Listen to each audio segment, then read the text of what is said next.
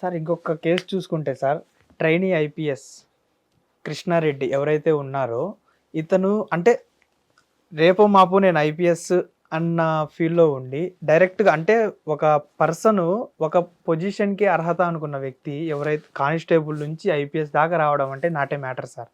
అది మీకు తెలుసు, మాకు అందరికీ తెలుసు. బట్ ఇలాంటి వ్యక్తి మీద తవ్వే కొద్దీ ఏదో ఒక సెక్సువల్ హెరాస్మెంట్ ఇలాంటి కేసెస్ రావడం, దీన్ని ఎలా చూసుకోవచ్చు సార్ మనం? పురాణాల నుంచి మనం చూసుకున్నట్లయితే కూడా ఎటువంటి ఎంతటి పెద్ద పోస్ట్లో ఉన్నా కూడా సదరు వ్యక్తి స్త్రీకి దాసోహమే. అది ఓకే, రైట్. ఇంద్రుడు కూడా మనకు తెలిసిన విషయమే. ఒక స్త్రీ విషయంలో ఈ విధంగానే ఇబ్బంది పడుతూ పరమేశ్వరుడి దగ్గరికి, మహావిష్ణువు దగ్గరికి తిరగడం జరుగుతుంది. సో కాబట్టి అది ప్రొబేషనరీ ఐఏఎస్ కావచ్చు, ఐపీఎస్ కావచ్చు, సమ్ ఎక్స్వైజెడ్ ఎవరైనా కావచ్చు. సో అంతెందుకండి, సాక్షాత్తు గతంలో చీఫ్ జస్టిస్ ఆఫ్ ఇండియా వారి మీదే లైంగిక ఆరోపణలు రావడం జరిగింది. Okay, right. ఒక 4-5 సంవత్సరాల క్రితం అతని దగ్గర చేసేటువంటి జూనియర్ అసిస్టెంట్ లైంగిక ఆరోపణలు చేయడం జరిగింది. సో కాబట్టి ఇక్కడ నేను అనేది ఏంటంటే, ఈ విధంగా ఈ ఆడవాళ్ళకి సంబంధించి వివిధ రకాల ఉన్నతమైన పోస్టుల్లో ఉన్నటువంటి వ్యక్తుల మీద ఇటువంటి ఆరోపణలు రావటము, అటువంటి కేసులు రిజిస్టర్ కావడం అనేది కొత్తగా జరుగుతుంది కాదు. ఓకే, మనం చూస్తూనే ఉన్నాము. ఎమ్మెల్యేల మీద రాలేదా, వచ్చింది. మంత్రుల మీద రాలేదా, వచ్చినాయి కదా. ఇప్పుడు 2 రోజుల క్రితం కూడా మాజీ ఎమ్మెల్యే మీద కూడా లైంగిక ఆరోపణలు అనేది రావడం జరిగింది. ఆ కేసు కూడా రిజిస్టర్ కావడం జరిగింది. సో కాబట్టి సరే, వాళ్ళు నిజంగా చేశారా లేదు అని అంటే కనుక అది అబద్ధమా ఆరోపణ అనేది మీరు నేనుగా డిసైడ్ చేయాల్సింది. సో ప్రాపర్ విచారణ జరిగి ట్రయల్ జరిగిన తర్వాత కోర్టులు డిసైడ్ చేస్తాయి. Exactly, right. సో దానికి సంబంధించే ఒలింపిక్స్ గేమ్స్కి సంబంధించినటువంటి బ్రిజ్ భూషణ్, బీజేపీకి సంబంధించినటువంటి ఎంపీ పోగట్ విషయంలో కూడా వాటిలో కూడా అతనికి క్లీన్ చిట్ ఇస్తా నిన్న ఢిల్లీ కోర్టు కూడా ఇవ్వడం జరిగింది.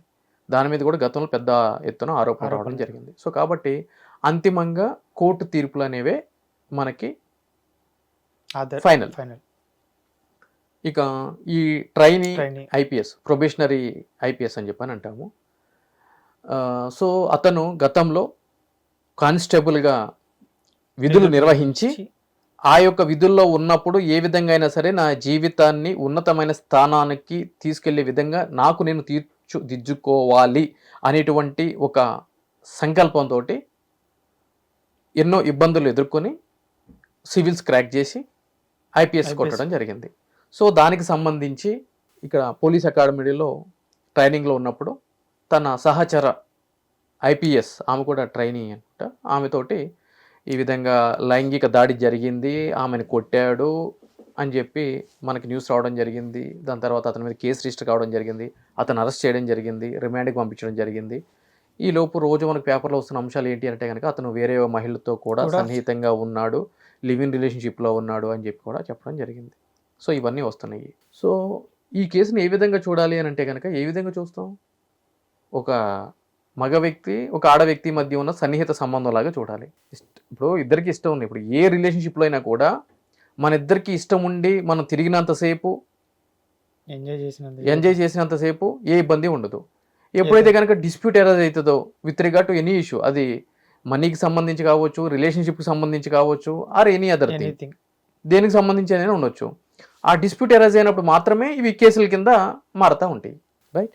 సో కాబట్టి ఈ యొక్క స్టేట్మెంట్లన్నీ కూడా మనం పరిగణలోకి తీసుకున్నా కూడా, కాకపోతే ఇక్కడ ఐఏఎస్ ఐపీఎస్ వీళ్ళని ఏం చేస్తాము అని అంటే కనుక మనందరం కూడా పిల్లలు రేపు నువ్వు ఏమవుతావు అని అంటే కనుక ఐఏఎస్ ఐపీఎస్ అంటారు. నిజంగా వాళ్ళ విధులు ఏముంటాయి, వాళ్ళ బాధ్యతలు ఏముంటాయి అని తెలియకపోయినా కూడా ఒక ఉన్నతమైన స్థానంలో ఉన్నటువంటి బాధ్యత కలిగినటువంటి పోస్టులు కాబట్టి అవి వాటిని మనము మొదటి నుంచి కూడా హై రెస్పెక్ట్ ఇస్తూ ఉంటాము. ఎగ్జిక్యూటివ్ బాడీలో కీ పోస్టులు అవి, ఐఏఎస్ కానీ ఐపీఎస్ కానీ, అవి సాధించాలంటే కనుక ఎంతో కఠోరమైన దీక్ష కావాలి. సో అటువంటి ఉన్నతమైన స్థానంలో ఉండి ఇటువంటి ఆరోపణలు ఎదుర్కోవడం, దట్టు కింద నుంచి వచ్చినటువంటి వ్యక్తి ఈ విధంగా అవడం అనేది కొద్దిగా షాకింగ్ కలిగించేటువంటి అంశం, అంతకు మించి ఏం లేదు. రైట్. సో విచారణ జరుగుతుంది, ఎవిడెన్స్ కలెక్ట్ చేస్తున్నారు, రేపొద్దున కేసు అంటే కోర్టులో ఛార్జ్ షీట్ ఫైల్ చేస్తారు, అదంతా జరుగుతూ ఉంటుంది. ఇక్కడ ఇంకొక విషయం ఏంటి అని అంటే కనుక సదరు మహిళ ఎవరైతే కనుక కేసు పెట్టిందో ఆమెకు ఆల్రెడీ మ్యారేజ్ అవ్వడము, మ్యారేజ్ అయిన తర్వాత కూడా ఇతనితో రిలేషన్షిప్లో ఉండటము ఇవన్నీ కూడా జరిగినాయి. సో అది కూడా ఎంతవరకు సమంజసం అని అంటే కనుక లీగల్గా అయితే కనుక తప్పులేదు. ఎందుకంటే సుప్రీంకోర్టే చెప్పింది ఇద్దరు అడల్ట్స్ వాళ్ళ యొక్క ఇష్టంతో కలిసి లైక్ శృంగార కార్యక్రమాల్లో వాటిలో పాల్పడితే తప్పు కాదు అని చెప్పని. కానీ మోరల్గా ఏం మెసేజ్ ఇస్తున్నాము అనేది కూడా పాయింట్ ఫర్ కన్సిడరేషన్. సరే, అది వాళ్ళ కుటుంబానికి సంబంధించిన విషయం, వాళ్ళ భర్తకు సంబంధించినటువంటి కుటుంబ విషయం, అది మనం మాట్లాడాల్సిన ఆవశ్యకత లేదు ఇక్కడ, అనవసరం కూడా. విచారణ జరుగుతుంది, ఇవన్నీ జరుగుతుంది.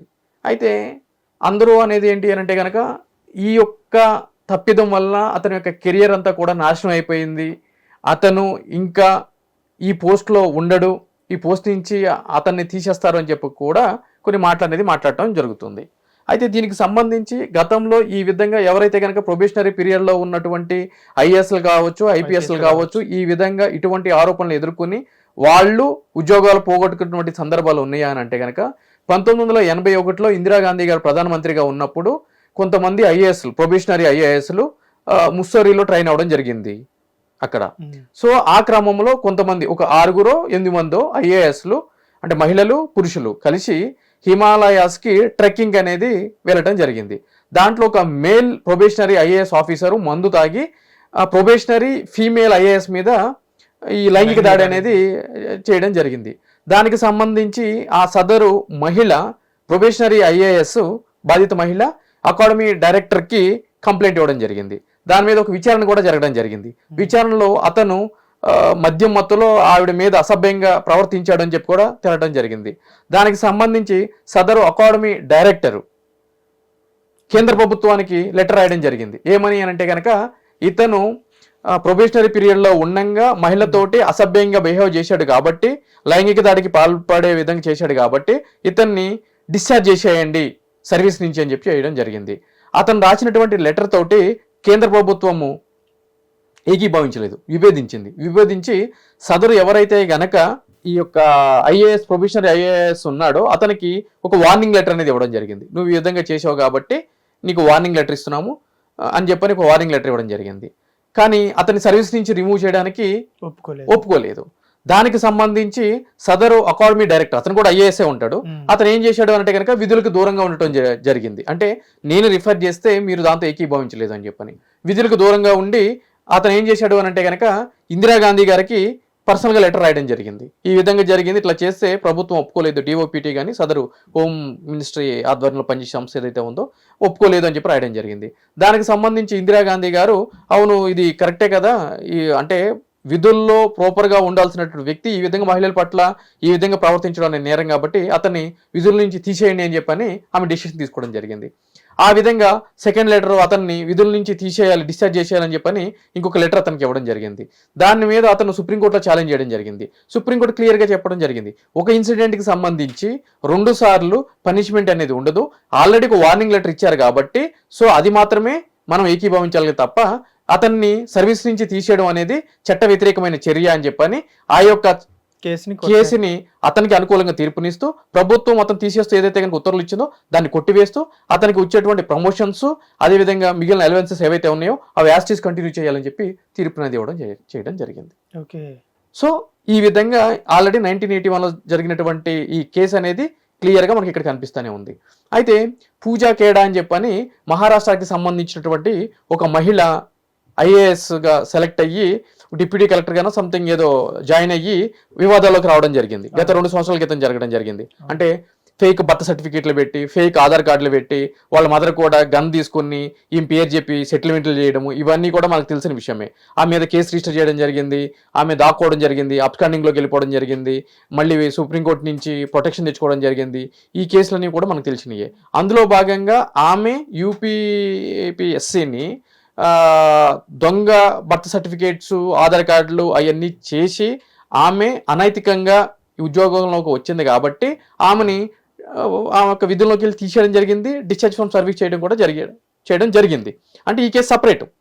ఇది ఏంటంటే కనుక అసలు ఆమె యొక్క విధుల్లోకి రావడం అంటే ఎగ్జామినేషన్కి పార్టిసిపేట్ చేయడం అనేది it self cheating, forgery and unethical.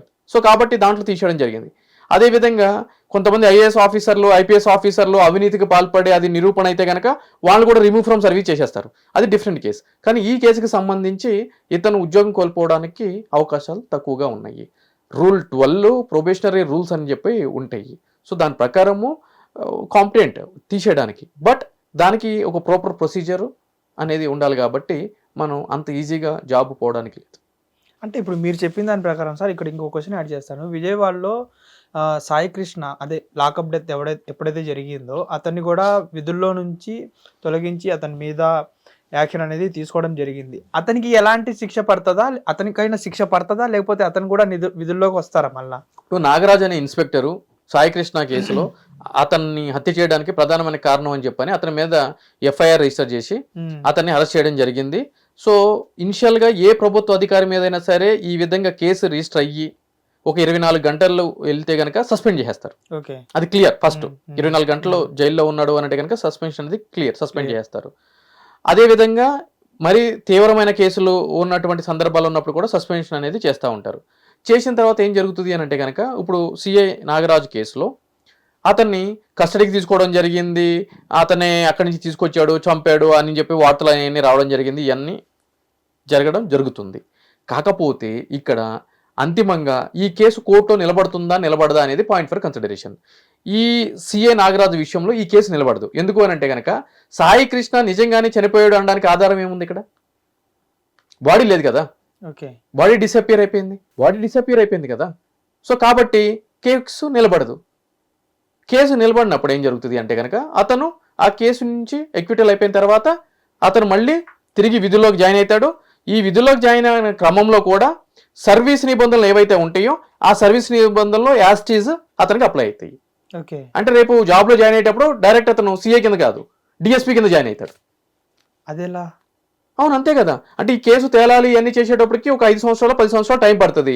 ఇతను సిఐగా సర్వీస్ చేస్తున్న క్రమంలో ఒక 10 సంవత్సరాలు 12 సంవత్సరాలు 15 సంవత్సరాలు చేసినప్పుడు అతని యొక్క ట్రాక్ రికార్డ్ అంతా బాగానే ఉంటే కనుక ఆబ్వియస్లీ ప్రమోషన్ డిఎస్పీ అవుతాడు. సో ఈ విధంగా ఎస్ఐ కింద జాయిన్ అయ్యేటువంటి ఎవరైతే గనక వ్యక్తులు ఉంటారో పోలీస్ శాఖలో వాళ్ళు ఎక్కడ రిటైర్ అవుతారు అంటే కనుక ఎస్పీ లెవెల్లో క్యాడర్లో రిటైర్ అవుతారు. వాళ్ళ యొక్క ట్రాక్ రికార్డ్ అన్ని బాగుంటాయి. కొంతమంది అడిషనల్ ఎస్పీ ర్యాంక్లో రిటైర్ అవుతారు. ట్రాక్ రికార్డ్ బాగపోతే కొంతమంది డిఎస్పీ లెవెల్లో రిటైర్ అవుతారు. సో కాబట్టి ఈ కేసు ఇవన్నీ తెలిపిన తర్వాత ఇతను క్లీన్ చిట్ వచ్చిన తర్వాత ఇతను డిఎస్పీ లాగా ఛార్జ్ తీసుకుంటాడు.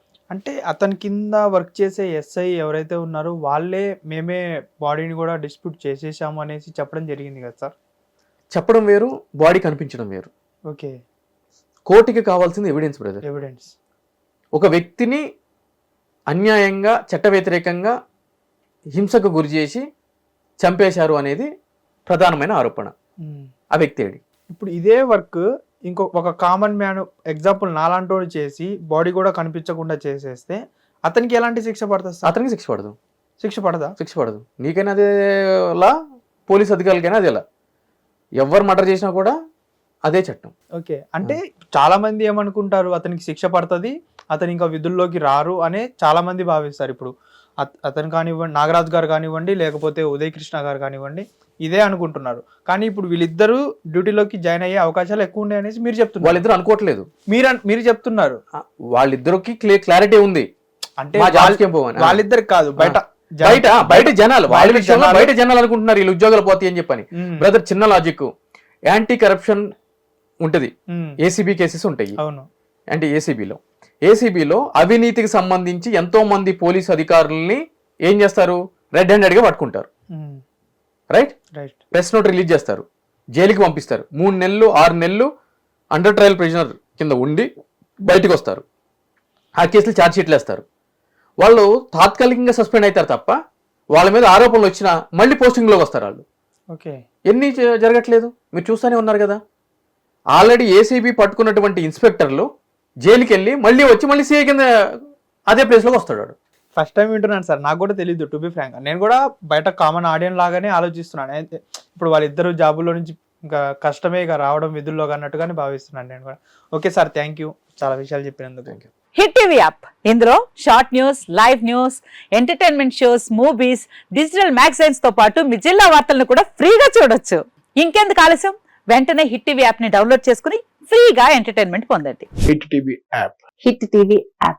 Please download Hit TV app. Hit TV app ని ఫ్రీగా డౌన్లోడ్ చేసుకొని ఎంజాయ్ చేయండి. మీకు నచ్చిన ఎంటర్టైన్మెంట్ కోసం హిట్ టీవీ యాప్ ని ఫ్రీగా డౌన్లోడ్ చేసుకుని ఎంజాయ్ చేయండి. హిట్ టీవీ యాప్ని డౌన్లోడ్ చేసుకుని ఆస్వాదించండి, ఆశీర్వదించండి. ఇంతమంది సెలబ్రిటీలు హిట్ టీవీ యాప్ ని డౌన్లోడ్ చేసుకోండి అని చెప్తున్నారంటే ఎంత మంచి యాప్ ఆలోచించండి.